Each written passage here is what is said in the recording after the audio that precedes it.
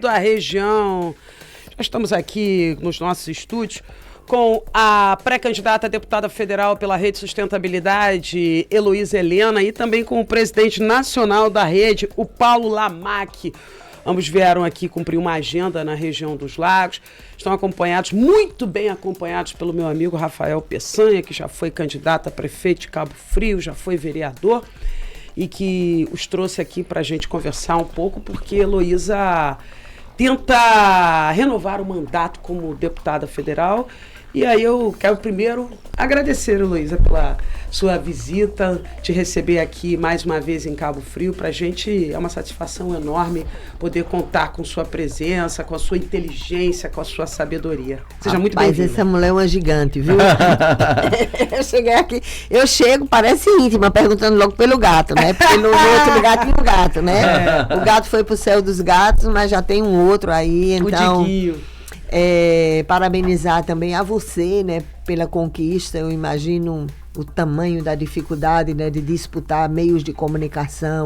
Nem fale, porque é disputar ao mesmo tempo o coração e a mente do povo, né, porque os meios de comunicação ajudam nisso, né. Tem uns que prejudicam e tem outros que ajudam, né, e tem outros que garantem informação de todos os lados para que as pessoas possam fazer suas melhores escolhas, né. Então, agradecer mais uma vez a generosidade democrática do espaço, dizer que é sempre uma alegria estar aqui. Em dia de chuva, eu acho que nos obriga a pensar ainda mais, né? A semana passada eu estava, Renata, conversando com o pessoal na área de sustentabilidade nacional, né? Debatendo alternativas e tal, e eu dizia que quando eu era criança, há muitos séculos atrás, quando eu era criança, a chuva, como eu sou sertaneja, né, do sertão duro mesmo, né, todas as vezes que o céu... Piauí, Alagoas? Alagoas.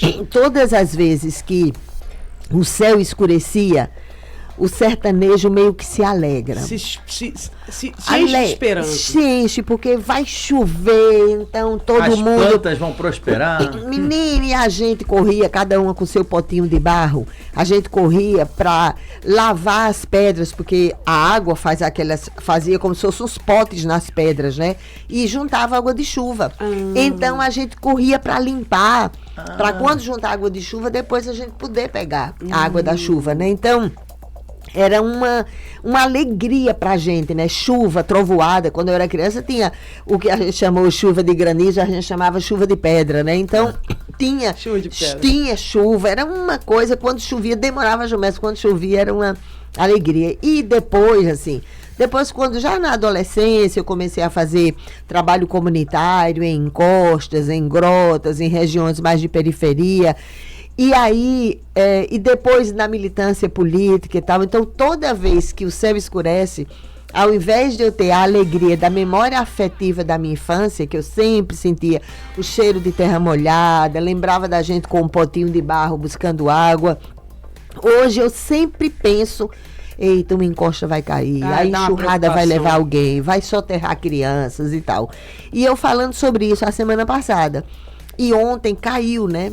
Em escombros, duas menininhas se preparando para ir para a escola. O pai já tinha saído para trabalhar, se preparando para ir para a escola e simplesmente, né, área em alta vulnerabilidade, de uma forma precária na Ilha do Governador. E aí as duas menininhas morreram, né? Então, aí toda a mãe que trabalhou a madrugada toda como cuidadora, chega do trabalho exausta. É o sofrimento da classe trabalhadora. Exatamente isso. É por isso que quando a gente briga, né, às vezes de forma furiosa, né, implacável, porque tem pessoas que não podem esperar. Não pode esperar a eleição nem a revolução. É verdade. Tem pessoas que precisam agora da moradia digna, do saneamento básico, do emprego de qualidade, do serviço de saúde funcionando como manda a lei, embora tenha um abismo entre o que foi conquistado na lei e a realidade do acesso, a escola em horário integral, as condições dignas de vida, de existência. Então, como a gente luta por coisas que não podem esperar, né? Porque é muito fácil quando a gente olha só para a vidinha da gente. É muito mais fácil. Agora, a vida cotidiana da grande maioria das pessoas, em especial em áreas de alta vulnerabilidade econômica, social, ambiental, é uma vida dura demais. Todos os dias dura demais. E depois que você se perde, vai para sempre. Às vezes você perde a vida, seja sob escombros de uma casa em área de vulnerabilidade econômica, social e ambiental, seja em relação a um serviço de saúde que não funciona com a qualidade que manda a legislação, seja se perde como mão de obra escrava do crime organizado porque não tem outra alternativa nos territórios de violência. Então, as pessoas, elas precisam de cada dia.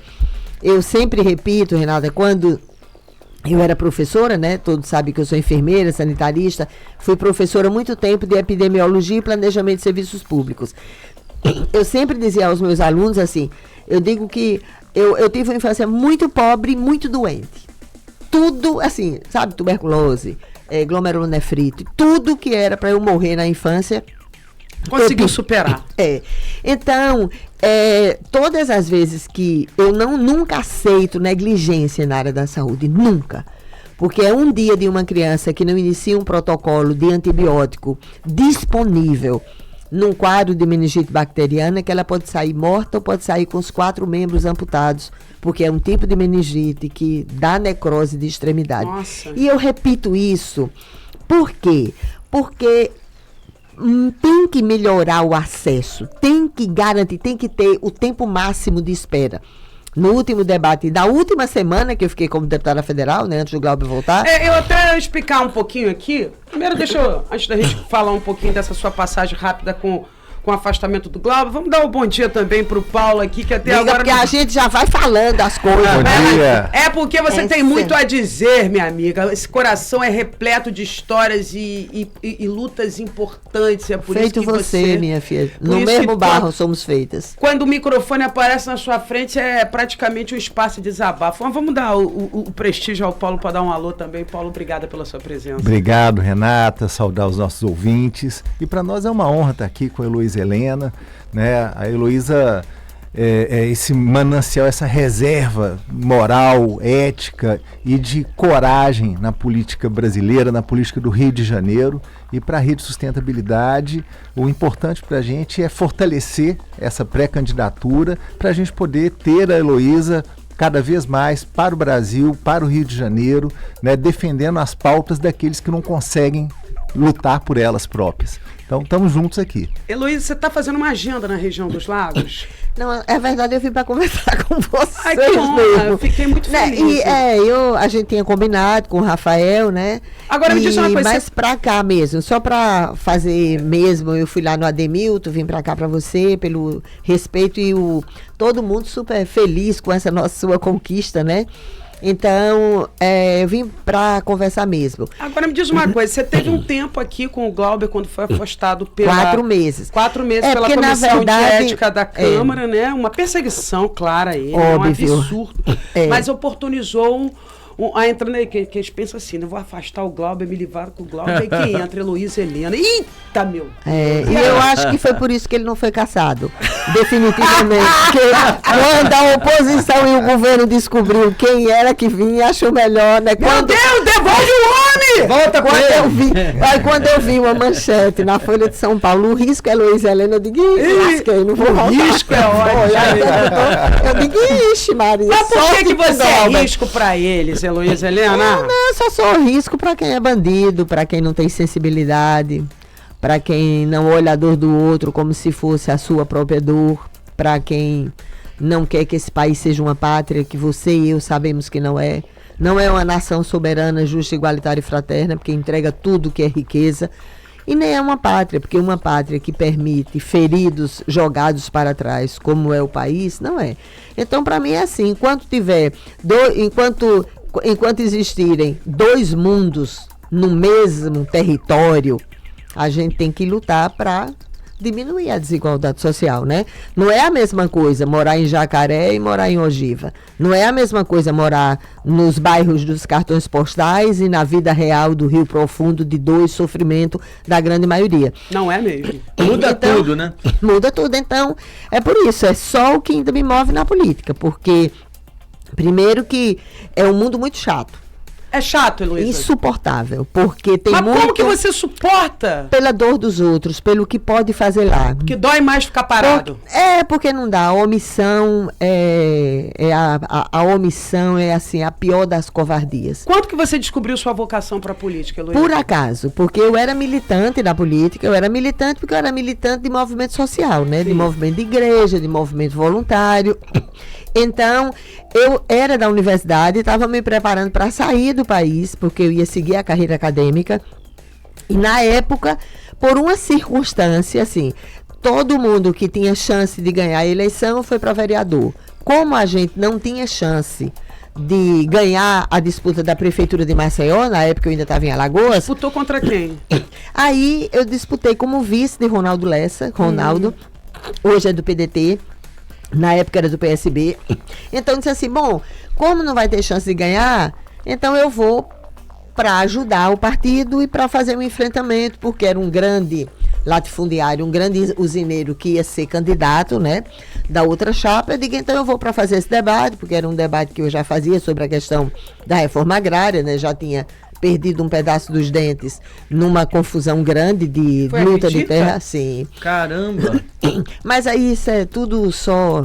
passado. Eu não gosto que as pessoas aprendam pela dor, porque eu acho que nem todo mundo aprende para seguir em frente. Você pode perder a esperança, ir para violências muito maiores. Então eu não gosto, porque existe um ditado que diz: as pessoas ou aprendem pela dor, pelo sofrimento, pelo amor, ou pelos livros, né? Eu não quero que as pessoas aprendam pela dor, porque é uma forma dura demais, injusta demais. E eu, quando eu voltei para lá, eu fiquei super emocionada quando voltei agora para a Câmara Federal, porque faziam 18 anos que eu tinha terminado, né? Seu último mandato lá em Brasília foi foi senadora, né? há 18 anos atrás, né? E eu acabei voltando pelas mãos do Rio de Janeiro, que viu meu pai ir embora daqui com o corpo quebrado, porque ele foi pedreiro aqui, teve fraturas bem complexas, né? Voltou com meu irmão mais velho enrolado em trapos, o meu irmão que acabou assassinado na nossa adolescência. Então tinha todo um simbolismo, né? Que eu fiquei conhecida nacionalmente, porque eu fui candidata a presidente pelo mandato de senadora, que é um mandato que dá visibilidade porque são 8 anos. E eu fiquei conhecida nacionalmente como a sertaneja do interior das Alagoas, que quebrou a regra realmente. A gente quebrou lá, porque tinha quase que uma definição, né, de que só podia ser senador, andar pelos tapetes azuis do Senado, quem era filho de família tradicional, isso, aquilo, outro. Os herdeiros das capitanias hereditárias. Exatamente. Então a gente foi lá e quebrou a regra.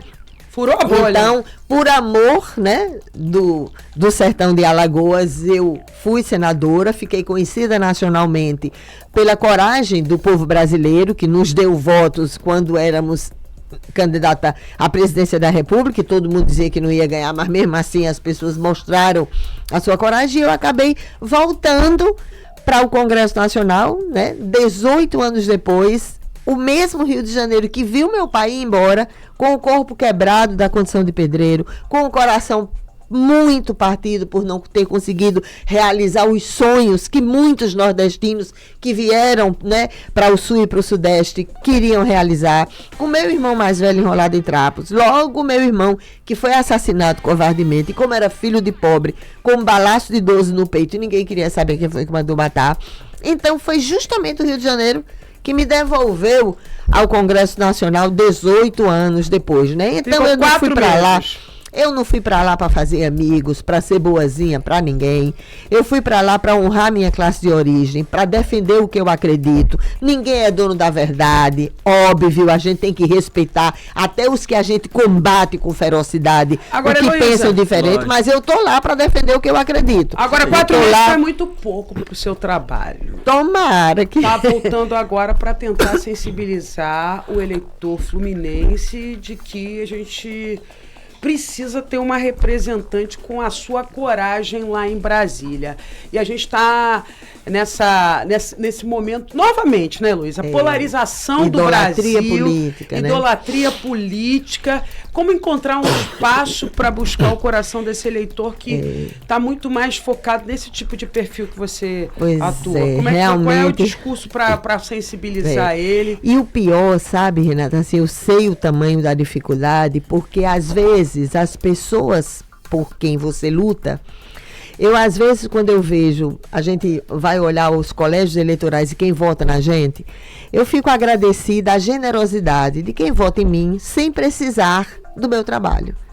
Porque sabe que eu vou estar lá lutando pelos mais pobres, pelos mais vulneráveis economicamente, socialmente, ambientalmente.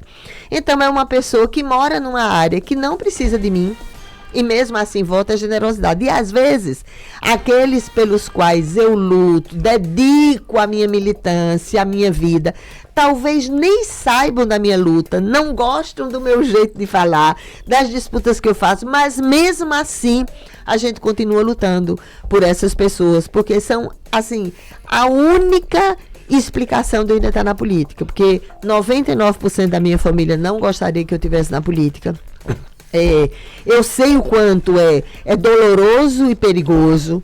É doloroso também porque muitas vezes na política vale mais quem gosta da vassalagem, quem gosta da bajulação, quem gosta de lamber o rastro por onde passa o poder, beijar a mão dos príncipes, né, poderosos de plantão. Isso vale mais do que as lutas que você faz pela educação, pela saúde, pela segurança pública, pela redução das imensas e diversas e malditas formas de violências que roubam o coração e a mente de crianças e jovens espalhados pelos países. Agora, então, Luísa, tudo isso, assim, é só o que motiva. E é duro, porque é como você disse, esse momento de polarização e de idolatria política tem o moralismo farisaico, que condena no adversário que é acoberta no aliado. Tem essa coisa assim, não querer... Eu vivenciei isso, eu digo assim, no dia que eu cheguei, parece uma... A Brasília? Sim. Para cumprir esse tampão de Homem, esse mandato relâmpago. Aí... que tinha que ser relâmpagos, raios e trovões. Aí, homem, eu chego lá, Renata, no dia que eu cheguei, tava lá humildemente fazendo as senhas, não sei o quê, que não era igual às coisas do Senado, fazendo as senhas e tal. Aí eu sinto uma movimentação estranha no plenário. Eu disse a Paulo, todo mundo, eu disse, minha gente, tem uma coisa estranha aqui nesse plenário, não é só essa votação.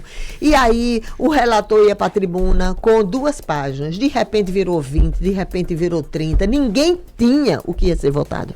Ué?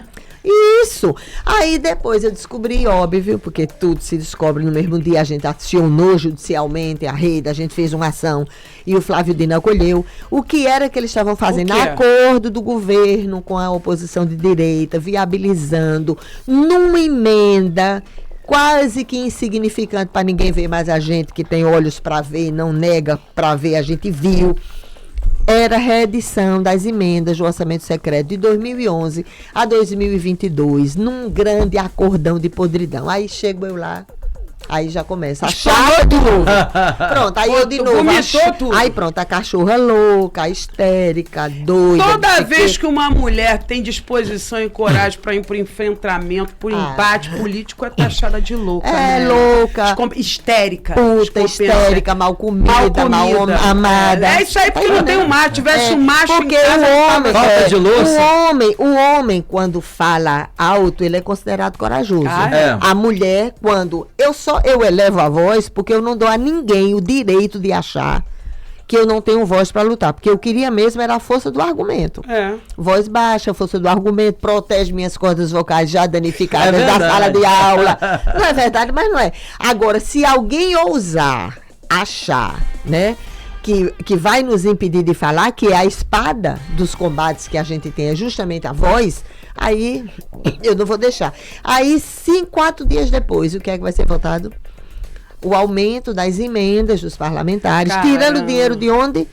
Pesquisa das universidades. Caramba. E na pesquisa das universidades ainda gera gente para debater na imprensa. E os quase 7 bilhões da Previdência Pública dos pobres, 3 milhões de pessoas que estão na fila da Previdência pobres.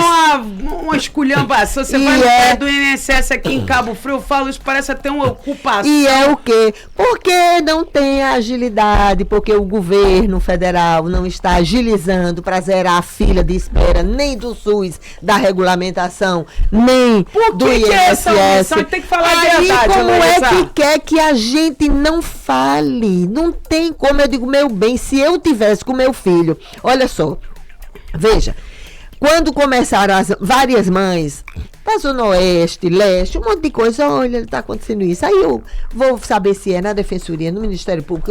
Rapaz, será que estão cortando o benefício de prestação continuada BPC? Que para você já ter o acesso ao BPC, não pode nem trabalhar com carteira assinada.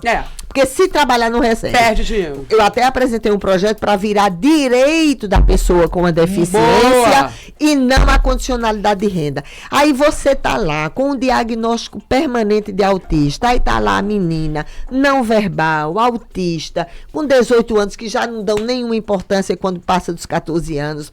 Uma menininha morando num cubículo, numa região complexa, violenta, a menininha que sai correndo, menstruada. Rapaz, a menina com um diagnóstico permanente, aí suspende o BPC pra mãe começar tudo de novo. Não é possível. Minha gente, aí é 1, é 2, 3, é 4, é 5, é 10, é 20. Aí você perde o prumo. Mas sobra dinheiro pro careca do INSS fazer coleção de Porsche.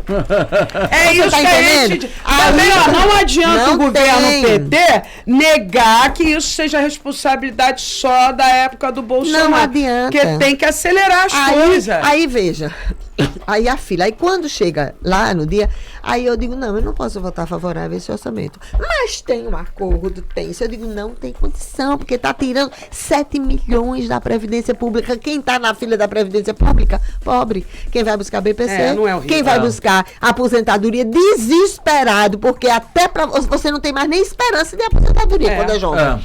Quando diz assim, por que você não paga? A dona de casa tinha que pagar alguma coisa. Como que você vai pagar? Se não tem nenhuma esperança de um dia ter acesso à aposentadoria, ela vai deixar de comprar comida para casa, a medicação ou qualquer coisa para ficar pagando? Não vai. Aí lá vai eu votar contra. Aí é o quê? Não tem jeito. É doida, histérica, que vai fazer isso aqui. Traindo a esquerda. Pois é, porque... Pois é. Fazendo o trabalho da direita. Aí a direita votando juntinho com eles lá. Agora, entendeu? Aí volta tudo chegamos juntinho. no ponto de interesse. Luiz Helena é uma pessoa que é considerada uma liderança que não passa pano para a esquerda, tampouco para a direita. Quando os problemas existem, você fala e fala com franqueza. Em nome dos que não podem esperar nem a reeleição, nem a eleição, nem a revolução. Existem pessoas que não podem esperar um dia na vida de uma pessoa, um único dia na vida de uma pessoa pode aniquilar a existência dela. Agora, um único dia, desse cenário, em vida ou morto com o corpo vivo. Ainda tem isso. Porque às vezes você morreu nas esperanças, morreu na vida digna, virou mão de obra escrava. Como é que eu vou dizer que um menino de 12 anos de idade, 13 anos de idade, que virou mão de obra escrava do narcotráfico, ele não já perdeu a vida? Ele está vivo anatomicamente e perdeu a vida, perdeu a possibilidade de futuro. Podia ser um músico, podia ser um cientista. Mas não tem oportunidade. Pois é, porque não tem equipamento público, é aquilo que eu digo, qualquer medíocre gestor de plantão. E eu tive a oportunidade, sabe, nesses 4 meses, além de apresentar 76 projetos, não por obra de iluminação pessoal, mas gente daqui do Rio. 4 meses você conseguiu apresentar 76 tudo projetos? Projeto bom, porque muita Se gente, daí um deles que te orgulha vários muito. do BPC, da revisão dos créditos consignados, o tempo máximo de espera na área da saúde, o fim das betes, um monte de coisa. O fim das betes hoje é uma questão que está muito em voga, especialmente porque a gente está no meio da Copa. A gente tem visto aí a Cazé TV sendo muito criticada. Porque tem que criticar também a Globo, porque a Globo tem a sua bet também, né, da Metro Golden Maia. Então, eu acho que tem sim. É por isso que quando não pode dizer só o Tigrinho ou só não sei quem, porque para mim tem que ser todos. Por quê? E primeiro, porque qual é o debate que a gente fez lá? E a gente fez esse debate, inclusive, quando o governo não teve a coragem de fazer o enfrentamento e disse, vamos regulamentar para tributar. O problema é assim, é que entra mais dinheiro no governo, quanto mais famílias são destruídas. Quanto mais pessoas jogam, mais o governo ganha dinheiro, porque tem o percentual da regulamentação e da tributação. Você é a favor da proibição? Total, tem que acabar. Eu apresentei 2 projetos, um que acaba total e o que acaba publicidade em qualquer lugar. Olha, a gente... Como uma coisa do cigarro. Sim, pronto, acabou de dizer. Você exatamente o seu exemplo que eu dei. Não foi o cigarro? Não tirou a publicidade do cigarro? Quando tirou a publicidade do cigarro, todo mundo disse o quê? Vai falir o esporte. País, vai falir o esporte, não tem mais esporte, porque quem financia o esporte é isso. Tudo diziam que ia quebrar a agricultura, ia quebrar o emprego, ia quebrar tudo. Então não quebrou ninguém. Então tem que acabar a publicidade. É um país que já aceita publicidade de bebidas alcoólicas, que é uma droga psicotrópica, socialmente aceita e responsavelmente estimulada, inclusive pelos meios de comunicação, vinculada a coisas assombrosas. Então, é inaceitável que tenha publicidade, porque só a regulamentação não serve, porque quanto mais as famílias se desgraçam, mais o dinheiro arrecada. Mas o governo arrecada. Olha, desde a década de 70, que está na classificação internacional das doenças, a ludopatia. A ludopatia, que é o vício em jogo, já está na classificação internacional das doenças. E tudo, quando você analisa, quando você faz um exame de imagem do cérebro, os mesmos mecanismos de substâncias químicas, dopamina, do conforto, do ganho, tudo aquilo é igual ao uso de outra droga psicotrópica. Olha aí, ó. Inclusive das que não são socialmente aceitas. Então, ora, aí diz, não, porque já tem a desgraça, aí vai aumentar a desgraça? É. Ah, não, mas já tem a Caixa Econômica, já sai. Vamos tributar a desgraça, então, né? Pois é, aí pronto. Aí são crianças que ficam viciadas, suicídios que acontecem entre jovens e pais e mães de família, desestruturação econômica total de muitas e muitas famílias, e sem a pessoa nem sair de casa, porque todo mundo já ouviu falar, os mais velhos, né, como eu que sou uma velha sertaneja durona, mas a gente sempre ouvia falar, perdeu tudo nas cartas, perdeu tudo não sei onde e tal. Só que a pessoa ainda tinha que sair de casa, né?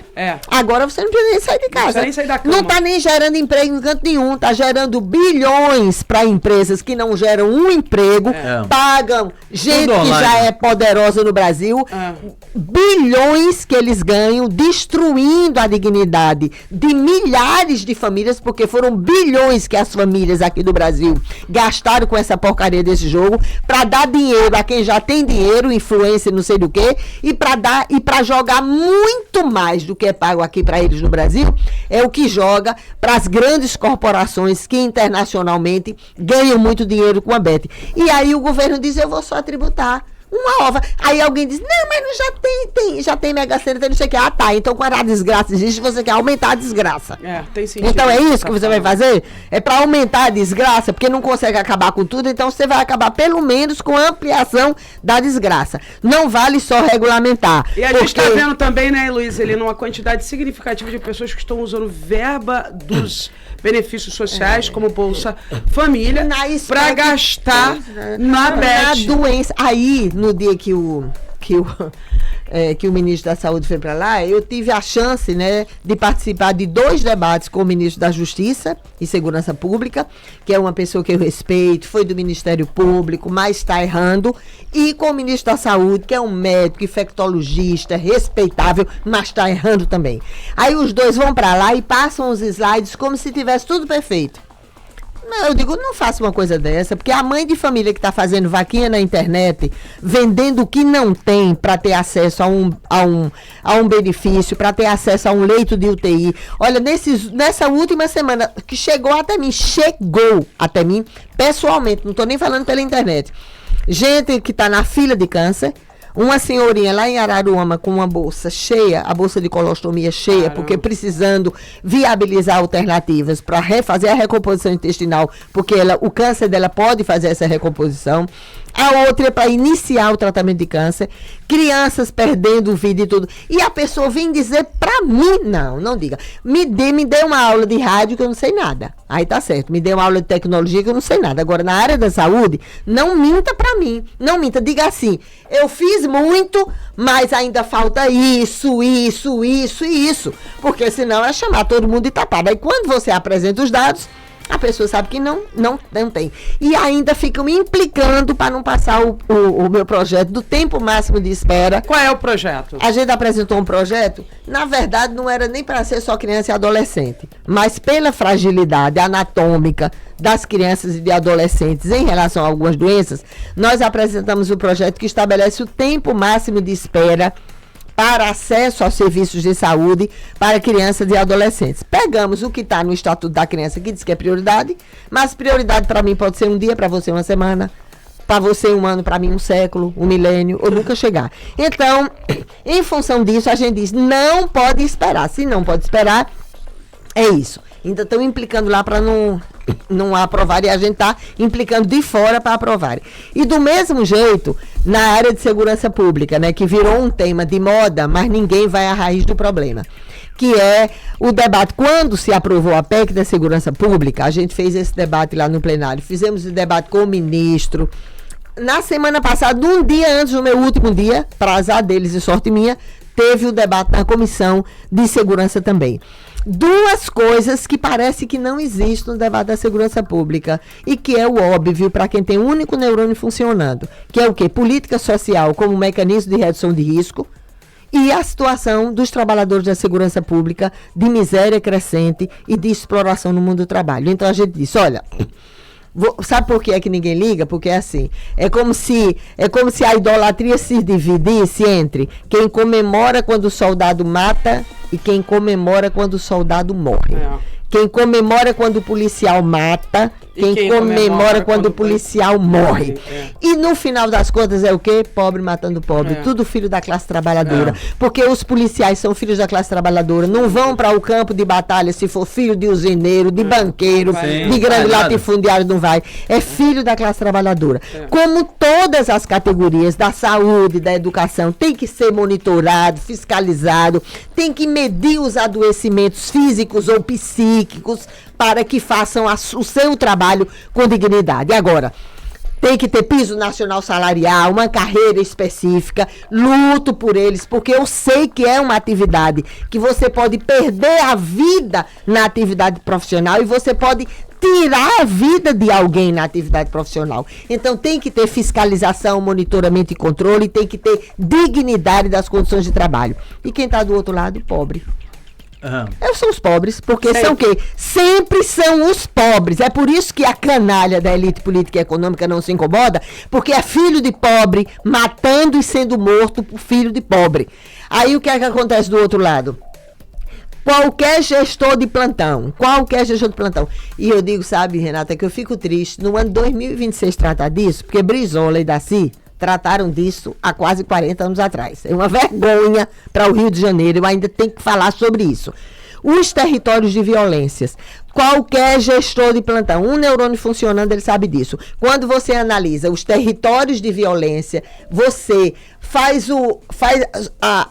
põe um mapa dos equipamentos públicos. Claramente, tem mais violência onde não tem equipamento público social. Tem escola em horário integral? Não tem. Tem um equipamento de esporte, uma escola de música, qualquer coisa que possa disputar a mente e o coração da criança? Não tem. Eu tenho uma amiga de infância que ela sempre diz assim, você vem sempre com essa história, ninguém aguenta essa sua história quando você diz isso. Porque a gente foi pobre, passava fome, ninguém foi pra bandidagem. Eu digo, errado, meu bem. As exceções, elas podem até ser importantes para iluminar os caminhos dos outros, mas as exceções são, como o nome diz, exceção. Agora, o que nós queremos é que as regras sejam desse jeito e não as exceções. Agora, Heloísa, eu não quero fazer o papel de advogado do diabo, não, mas no nosso tempo era tudo muito maduro. Eu tava falando isso aqui ontem com o Vini. Muito mais. Eu vejo que a garotada hoje recebe o uniforme nas escolas. No meu tempo, a gente tinha que comprar um uniforme. E mesmo assim, ainda tem um percentual que não quer nada com a hora do Brasil. Mas é porque... Aí a gente vê o quê? Por exemplo, aqui na nossa região, tem prefeitura que está oferecendo, o próprio governo Lula está oferecendo pé de meia para os estudantes do ensino médio, e algumas prefeituras estão copiando esse projeto aqui no município. Mas a questão, uma extensão sabe o do pé de meia para a rede. Mas olha, veja. Quando você pega no Rio, né, são 800 mil crianças em territórios de violência. Qual é o aproveitamento escolar deles? Baixíssimo. Qual é a taxa de evasão escolar? Altíssima. Então, veja só uma coisa, nós somos a prova viva. Mesmo que a família tenha sido mais dura, mesmo minha mãe era duríssima, meu pai morreu, eu tinha 2 meses de idade, então era tudo muito duro, mas sempre tinha alguém para dar uma mão solidária. A gente não pode achar que as pessoas sozinhas vão conseguir. Às vezes a gente tem força para nadar contra a correnteza. Às vezes a gente tem força para ser o náufrago no maremoto, mas com a firmeza necessária. Mas a grande maioria já perdeu muito. Vai perdendo muita coisa todos os dias. Eu estava dizendo ao ministro, olha, o Brasil tem uma bomba telebárica de 9 toneladas. O Brasil tem um dos maiores lança-mísseis no mundo. Se vocês, armados até os dentes, não conseguem chegar em determinados territórios, como diabos você vai querer que uma criança sozinha lá, muitas vezes deixada para trás, com a família desestruturada, como é que ela vai dizer sozinha? Não, eu não vou. Se ela não tem nenhuma outra alternativa na vida. Não tem referência nenhuma positiva. Entendeu? Então, também, né? Pois é, do mesmo jeito que às vezes famílias bem estruturadas perdem suas crianças e seus filhos, imagina quem a vida já perdeu tudo. Então a gente não pode, tem que disputar todos os dias o coração e a mente da meninada. Todos os dias tem que disputar. É por isso que, ao invés da idolatria política, a gente devia sempre perguntar, né? Quais são as metas dos candidatos ao executivo? Qual é a meta de educação infantil de educação integral no primeiro ano, no segundo, no terceiro, no quarto? Quais os centros de capacitação profissional e inserção produtiva no primeiro, no segundo, no terceiro, no quarto? O que é que vai ser feito pelas crianças daqui a 10 anos? Dizer assim, vamos cuidar das crianças durante 10 anos. Quem tem 1 vai ter 10, quem tem 10 vai ter 20, não importa, 10 anos de cuidado para as crianças e para os jovens com equipamento social. Por quê? Isso é uma coisa de outro mundo? Não, a gente não sonha isso para os nossos filhos e para os nossos netos? Claro. A gente não sonha isso, sonha. Então, a gente tem obrigação de lutar com todas as forças. Mesmo que a realidade implacável diga não, a gente tem que lutar, porque nós também somos a prova viva. Deixa eu perguntar uma coisa para você. Estamos falando aí de polarização, desse ensandecimento que tomou conta da política brasileira. Mas eu sei que você também não... É difícil conquistar seu voto para a presidência da República, conquistar seu apoio. E a gente está vendo aí família Bolsonaro estancando na porrada de um lado, o Lula do outro lado ali, quietinho, esperando para ver quem vai ser o adversário dele. Como é que você avalia esse cenário? Você... deixa eu dizer uma coisa. O Paulo Lamarck, que é o presidente nacional da rede, claro que todas as pessoas sabem que a gente está numa federação, rede PSOL. Nós somos a minoria na federação. Então, o que a federação estabelecer, né, hoje, o PSOL já disse qual seria o candidato a presidente deles, que é o Lula. A gente está debatendo dentro da rede. Eu quero fazer o debate relacionado ao projeto, ao programa. Eu não aceito não fazer esse debate. Eu quero saber, eu não vi o programa ainda, não vi o projeto. Eu sei que eu não vou votar na direita, nos que se comportaram como soldados covardes sem honra, deixando feridos para trás na pandemia. Eu sei o que eu não quero, mas eu não sou cínica nem dissimulada, não tenho paciência. Eu digo assim, quando eu era jovem, que podia aspirar pela vassalagem, ter acesso a cargos, prestígio e poder, imagina agora uma véia sertaneja durona, se eu vou me vender para alguém. Não vou, então a gente precisa discutir, né, o que é o projeto, exigir isso, exigir, você está entendendo? Exigir qual é o programa que vai ser apresentado. Porque uma coisa é o que se fala, se dizendo de esquerda. Eu me considero de esquerda. Vejo o governo como um governo liberal. Tem direito de ser neoliberal? Tem. Não tem direito de ser? Tem. É um governo de coalizão que tem um monte de pústula política da direita dentro do governo, ocupando o ministério dentro do governo? Tem. Tá bom, é governo de coalizão, é um governo neoliberal, tudo certo. Agora eu quero saber o que vai ser feito para as áreas de políticas sociais no primeiro ano, no segundo, no terceiro e no quarto. Eu acho engraçado você falar sobre isso, porque os de direita, principalmente os de extrema direita, juram que o Lula é comunista, juram que o Brasil vive uma ditadura comunista. Aí vem você que é de esquerda e diz que é um governo neoliberal de coalizão, que os púrias do mercado estão infiltrados. É para deixar qualquer um baratinado, mas eu digo assim, você pode, no mundo, né? No mundo da política, você pode escolher o menos ruim na vida? Pode. Você pode escolher o menos ruim na vida. Você tem direito de defender o que acredita.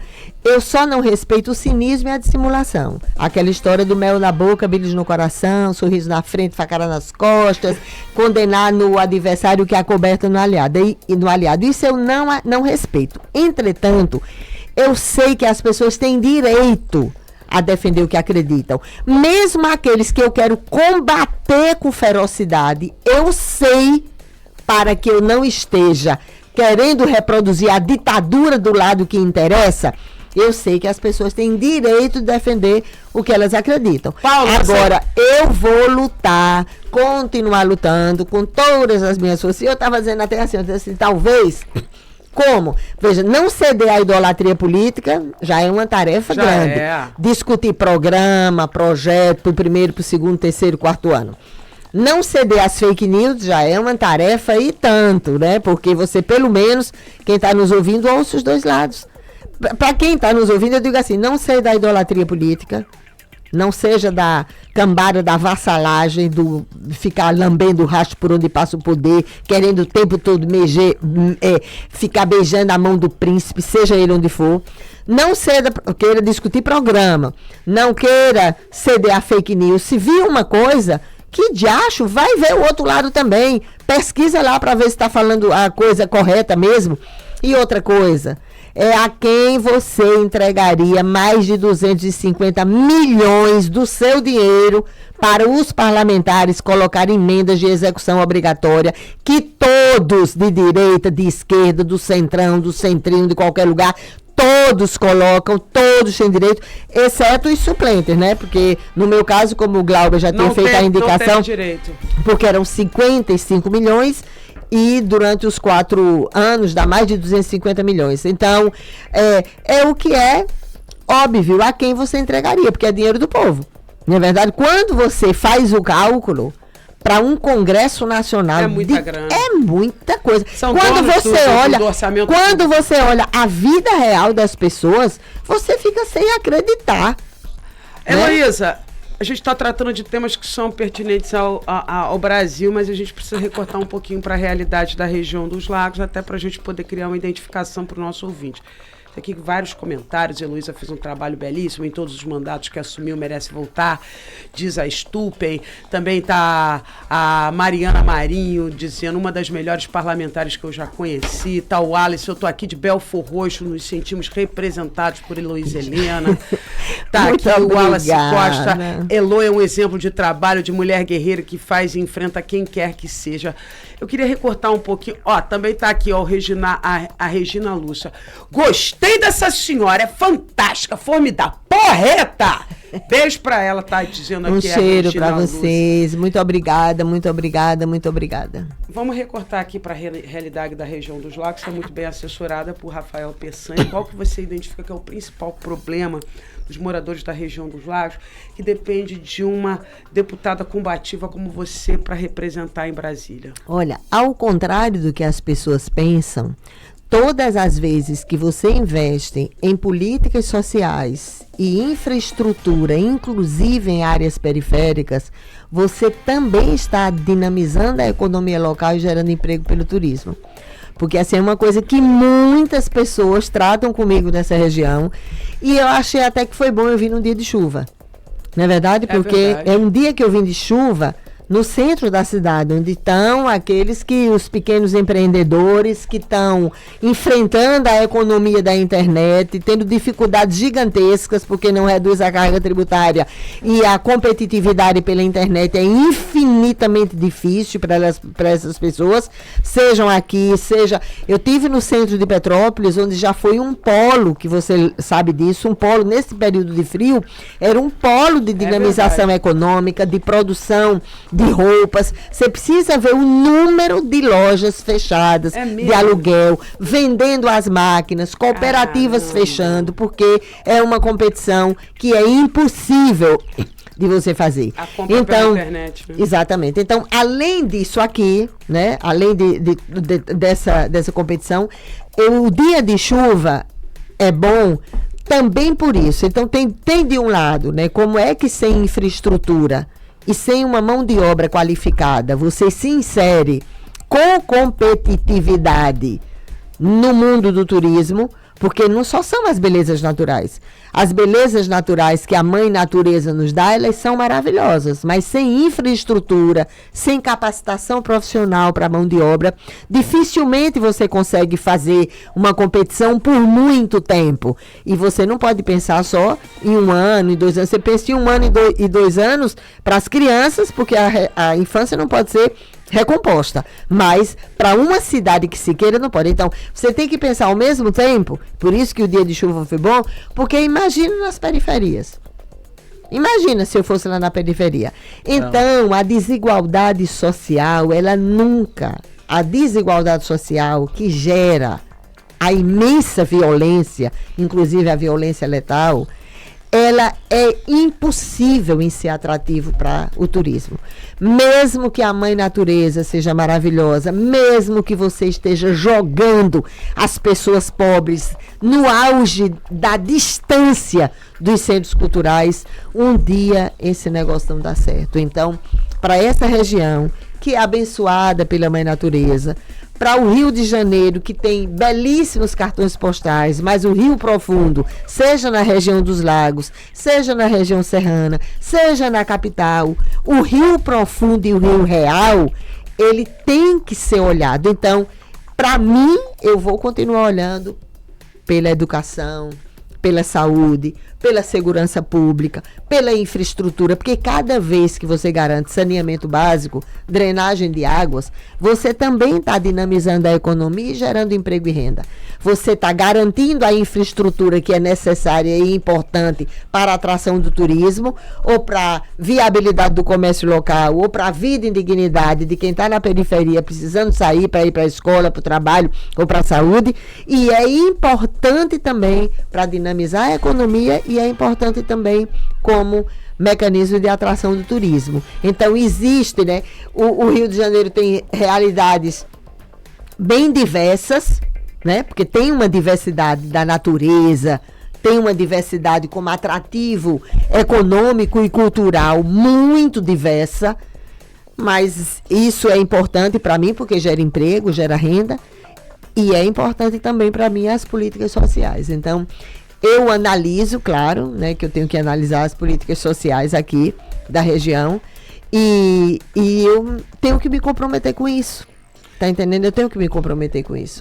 Uma das questões muito que nos pertence aqui é a Lagoa de Araruama, o desenvolvimento em torno da lagoa.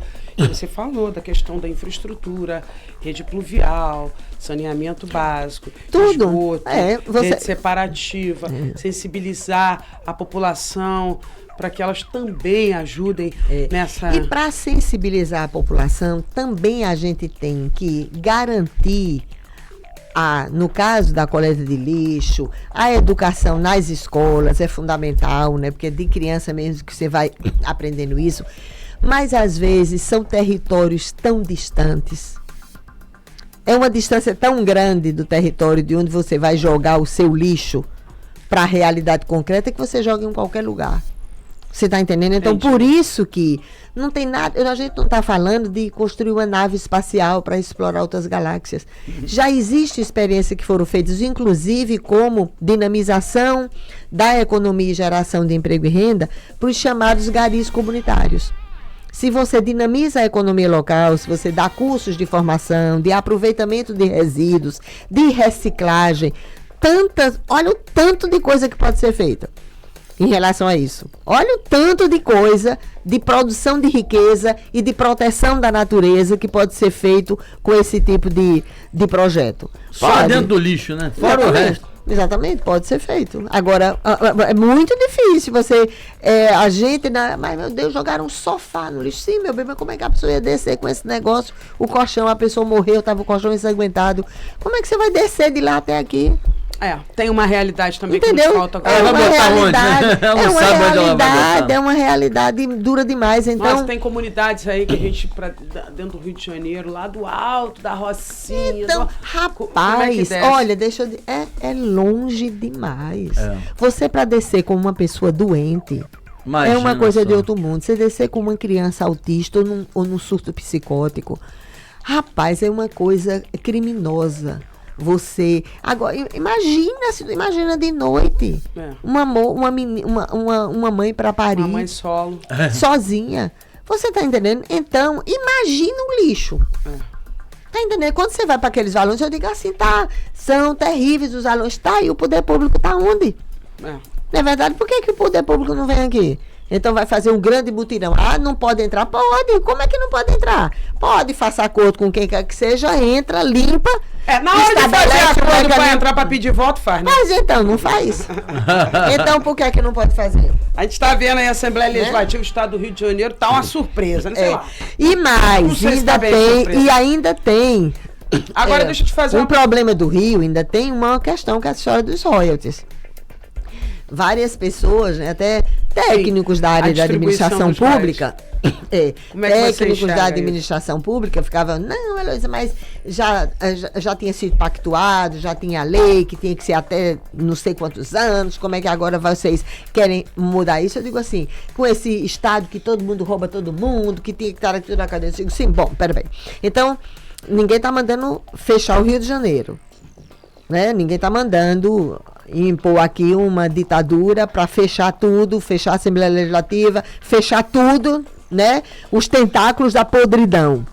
É fato que acontece, quem vai pagar a conta se não tiver dinheiro para o Estado? Quem vai pagar a conta? Os pobres. O povo sempre paga o banditismo político. Do Banco Master, quem vai pagar? Os orçamentos municipais e estaduais. Os caras roubaram bilhões. Como é que vai pagar?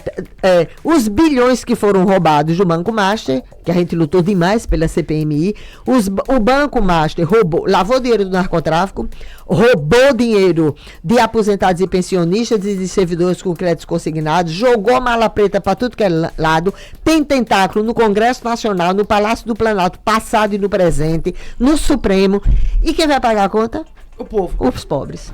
Porque na hora de... A Caixa Econômica e o Banco do Brasil anteciparam 6 anos de dinheiro para completar o Fundo Garantidor de Crédito, que é aquele seguro para as instituições financeiras. Tá vendo? Tem seguro para o sistema financeiro não quebrar. Aí não tem alternativa de educação, de saúde, de coleta de lixo, de saneamento básico. Como é que não tem? Tem uma cidade aqui perto, tá até bom, é até importante, que está fazendo uma pesquisa pela internet com os alunos para ver a cor do uniforme. É bom, é democrático, Então, se a população vai ser consultada sobre a cor do uniforme, porque ela não é consultada para viabilizar saúde, educação, para dizer o dinheiro que vai. Se ela pode ser consultada sobre a cor do uniforme, então ela pode ser consultada sobre aquilo que é a vida real dela. É a lama na porta da casa dela, é o lixo na porta da casa dela, é o esgoto na porta da casa dela, é a ausência de horário integral da escola. Qual é a mãe, se for trabalhadora, que consegue pegar o menino na escola 11 horas ou 3 horas da tarde? Qual que vai conseguir pegar? Não vai. E se trabalhar em outro lugar é impossível. Impossível fazer. Aí ou a criança vai ficar na rua, ou vai ser a avó, ou a tia, ou qualquer uma outra que vai receber uma coisa. Sabe lá do quê? Olha aqui, a Lúcia Furtado está perguntando para você. Bom dia, me chamo Helena Furtado, estou ligada na entrevista maravilhosa. Gostaria de saber da candidata Heloísa Helena, caso ela seja eleita, o que ela pode fazer em prol da saúde pública. Olha, eu acho que é o tempo máximo de espera. Que é o projeto, seu projeto. É o meu projeto. Obsessão. É o tempo máximo de espera. Não pode esperar, porque eu digo sempre assim, um dia que você deixa uma criança na escola é um dia que você salva a existência dela. É fato. Porque um dia que você deixa uma criança na escola é um dia que ela não estabelece o laço com o narcotráfico, porque sozinha ela não vai romper. Tá? No caso da saúde, é o corpo e a vida que não pode esperar. Não tem como esperar. Então, no debate que a gente fez com o ministro da Saúde, ele, né, depois ele disse que entendia que o tempo máximo de espera, a demora, tinha que ser feita. Não tem. Nós temos que zerar o que está na fila, na regulamentação, seja da atenção básica, das clínicas básicas até a média e alta complexidade. Tem que zerar a fila de espera, se vai contratar serviço, o que é que vai fazer, não importa. Você não pode esperar nem a eleição nem a revolução. Tem que zerar a fila de espera, tanto do INSS como zerar a fila de espera da regulamentação do SUS. É inaceitável que você espere 1 ano, 2 anos, por um cardiologista, por um endócrino, por um psiquiatra. É inaceitável que você perda, que você perde a validade e você não consegue. Olha, quem ajudou a estruturar o SUS, porque era que a gente colocava o sistema no computador, no caso da regulamentação? Era assim, é porque tinham aquelas filas de madrugada, não tinham? As filas de madrugada, você ia lá, botava uma pedra, ou você ia pelo mais idoso e tal. As filas nas ruas eram uma indecência. É verdade, as pessoas dormiam. Mas as filas do computador, onde nem gera comoção social, só Deus sabe, né? É pior ainda. Porque quando estava na rua, uma rádio ia lá, alguém ia coisar, dava um escândalo, brigava, fazia não sei o quê. Aí a gente disse, não, é indigno essa fila na rua, bota no computador. No computador é assim, você tem que saber por que é que ela foi para o computador. Para qualquer pessoa, em qualquer lugar que está na gestão, ele vai identificar onde é que tem um leito de UTI, ele vai identificar onde é que tem um médico especialista, ele vai identificar onde é que tem a medicação que é necessária para aquele quadro. É ali, não tem mais mistério, é lá. O problema é que, como é que você vai colocar ali, não estou falando de bandidagem, porque se tem alguém que tem senha e faz bandidagem, é coisa de bandido, é outra coisa. Mas do sistema como devia ser. Então, se você está esperando 1 ano, 2 anos, não existe isso. Não existe. Então, ou você aumenta a rede, que é o que eu defendo, aumenta a rede para zerar, e depois começa tudo de novo. É verdade. Zerar, porque é inaceitável você esperar por um cardiologista. Não tem lógica. Se for na área de psiquiatria, pior ainda. Nossa Senhora. Não, se for na área doenças raras, doenças psíquicas, transtornos mentais. E o pior, porque no câncer tem uma lei que diz o tempo máximo de espera. Eu digo, se a pessoa com câncer, que tem uma lei que fala do tempo máximo de espera, você está vivenciando, isso não pode. Então, na área da saúde é cumprir a lei. Os princípios doutrinários do SUS e os princípios organizativos que desses princípios doutrinários derivam, eles fazem do SUS, no papel, a lei mais avançada do mundo. Mas tem um abismo muito grande entre o que foi conquistado na lei e a realidade de vida.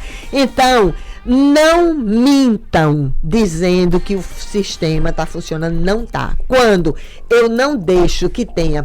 Olha o simples do simples. Uma pessoa imunodeprimida, ele tem quadros, ele pode ter um quadro de herpes zoster avassalador, que ele passe 1 ano com dor. Se ele tem, ou ele está em tratamento de câncer, é imunodeprimido, ou tem uma outra patologia que é imunodeprimida, ou AIDS, qualquer coisa. Como é que isso não pode ter? Porque é caro. Eu lembro, sabe o que é que eu lembro? Quando eu fui senadora, há um século atrás, eu briguei muito pelas vacinas de HPV.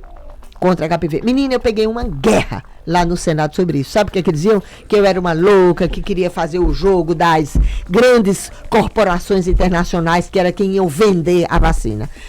Depois não implantou? E as mães, e as crianças, e os meninos que se perderam no mundo, no coisa, viabilizando o câncer de colo de útero. Quem vai pagar? Você está entendendo? Então, na área da saúde não pode esperar. na área da saúde não pode viver com subfinanciamento, porque a mesma família que tem o paciente pobre, que está com uma doença infecto-contagiosa, considerada uma doença da pobreza, ou tuberculose, ou hanseníase, ou leishmaniose, ou o que quer que seja, é a mesma família que tem lá uma doença crônico-degenerativa, um câncer, uma doença cardiovascular, é a mesma família que tem as duas coisas, porque no Brasil não fez nem a transição epidemiológica. Em todo canto, quando a gente estudava, tem a transição epidemiológica. Vai saindo das doenças da pobreza para as doenças do desenvolvimento. No Brasil nem fez isso. A mesma casa tem as duas coisas, as chamadas doenças da modernidade, as crônico-degenerativas, as cardiovasculares e as mesmas outras doenças consideradas da pobreza. Evolução, houve acúmulo. Pois é, aí como é, moleque? Eu que já não tenho muita paciência pra eu tenho paciência com criança, com doente, eu sou uma boa coisa, mas não, para irresponsabilidade, negligência, não. Eu sempre pergunto ao gestor, se fosse o seu filho, o que era que você estava fazendo? Se fosse sua mãe ou seu pai, no chão podre, lá, o que era que você estava fazendo? Então, pronto, então você tem que fazer igual. Porque essa história de querer um mundo melhor para os meus filhos, para um mundo melhor eu quero para minhas netas, claro, eu sou uma onça selvagem se alguém fizer alguma coisa com elas. Mas isso é o que? Amor. Isso é amor de família. Não. Cidadania é outra coisa. Cidadania é você lutar para garantir que aquilo que está na lei chegue para todos. Que se não está na lei, que ponha na lei para que chegue para todos. Porque não pode um país se dividir, por isso que não é pátria, deixa feridos para trás. Não pode um país se dividir entre os que conseguem ir para a escola, os que conseguem ter um serviço de saúde, os que conseguem ter um equipamento público, os que conseguem um emprego e aqueles que não conseguem nada. Não, então a gente tem que lutar. Teve até por caso isso da juíza, do endereço, viu? Da mulher que a menina ela não conseguia nenhuma vaga de estágio, né? Ah, sim, botou o nome. Aí a juíza botou o endereço dela, da juíza. Choveu dezenas de propostas de estágio só porque mudou o endereço, tirou o endereço. Ela morava num território de risco. Tá vendo? Olha que doideira. Aí como é que a gente acha isso normal? No dia que a menina, uma mãe de uma criança numa situação muito grave, ela diz, eu não consigo. Eu digo, mulher, vamos ligar esse celular aí pra ver se a gente não consegue essa coisa. E realmente era um inferno. Horas de mensagenzinha, horas de não sei quem, horas de não sei quem, e nada. Não. Enquanto tiver dois sofrimentos, minha amiga. Enquanto tiver dois sofrimentos, eu tenho que estar gritando pelos que não podem gritar. É aquela poesia que diz: falo pelos que não falam, grito pelas bocas mudas, estou além da mentira e da mordaça. É isso que a gente tem que fazer. E não é bondade minha, não. Isso é obrigação. É inclusive a obrigação legal de fazer essas coisas. Obrigação. Muito bom. Cheiro e muito obrigada. Mais de uma hora de entrevista com a gente. Você é uma maravilhosa. Muito obrigada. Eu quero que antes da gente se despedir, você vai ter que dar o like e dislike aqui pra gente. Ixi, tá? Que é o quadro. Agora é o momento. Parte. Presta atenção, sua câmera é aquela dali, Luiz Helena. É a pior parte. Ali, ó. Olha ali pra câmera. O Vini vai soltar Meu Deus, eu acho que eu vou dar um monte de dislike.